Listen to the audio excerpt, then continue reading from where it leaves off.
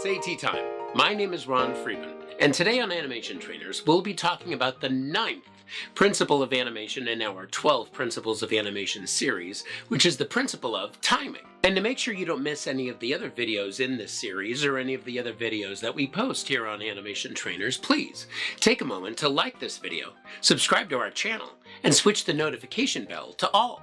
And check out the links in the description below to our website and to our Patreon page, where you can learn animation with me online live for only $2 a week. In the book, Disney Animation, The Illusion of Life by Frank Thomas and Ollie Johnston, the principle of timing describes the thing that separates animation from all other forms of art, including sequential art like comic books. Animation has an established understanding that it is a series of images told at a consistent rate in order to create the illusion of movement. But the kind of timing this is referring to is the kind that's demonstrated in these clips. The gift that many comedians have, and that is called timing. Timing. Yes, the full quote was, all I need to make a comedy. Timing. And while those are more specific to comedic timing, they still illustrate when we choose to say or do something and how fast or how slowly we choose to say or do something can drastically affect how it feels to an audience. Let's look at a few different styles of walk and see how timing affects how each of those walk feels. The extreme body language of a sneak is not just for the sake of being dramatic. They are as a result of trying to maintain your balance as you slowly make your way with your feet along a path as quietly as possible by not allowing your feet to fall with the weight of your body and make noise. But from a pure timing standpoint, in order to slowly place your foot forward and be able to have it hit the ground without making much noise, it kind of forces you to put your body weight over the back foot until that foot is in place. You then shift your weight over to the front foot and then remove the back foot gingerly, all with the goal of not making any noise if possible. So all that body language is actually derived from the desire to have the walk occur as slowly as it does. The resultant timing of that slow, fast has become synonymous with sneaking. And so if you didn't have that rhythm in your animation, it could literally feel not like a sneak because the rhythm is off. Literally. That same kind of rhythm association with an emotion can be seen in a stomp, which is walking in a huff or walking in anger. And because the person is upset, they tend to stamp their feet as a way of expressing their frustration.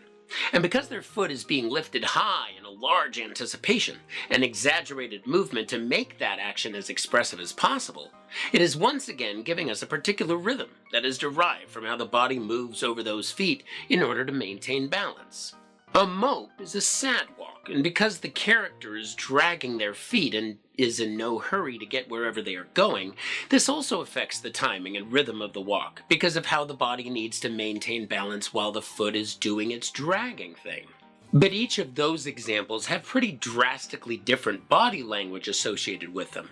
Let me give you some examples where I do the exact same thing with my head and say the exact same thing and just vary the timing. Fine. Fine. Fine. Fine. As we can see in these varying examples, fine. By just changing how fast or slowly I turn my head. Fine. And how fast or slowly I say the word fine.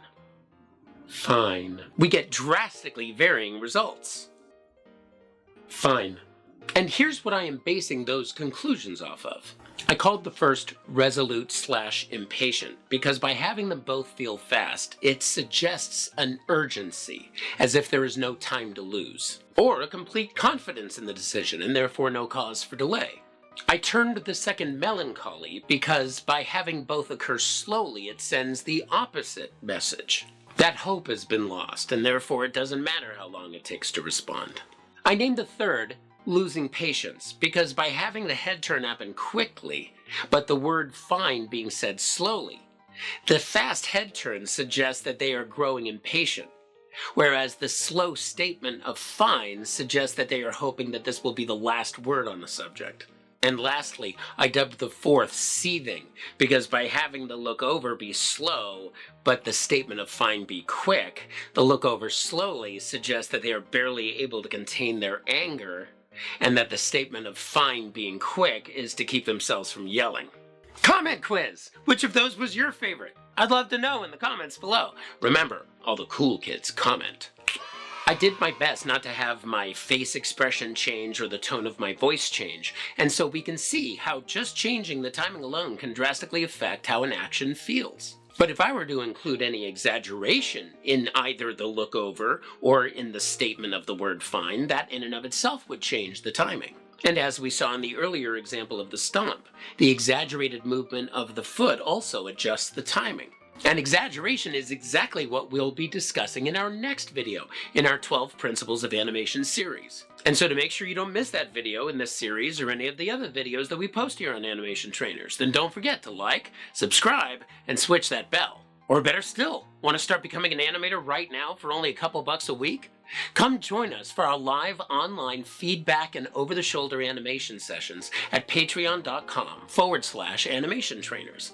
You too can join our students, our trainees, and our beloved patrons who have my eternal thanks for their support of this channel. Or would you prefer to have a private session with me where we can discuss how to improve your animation skills working with me directly one-on-one?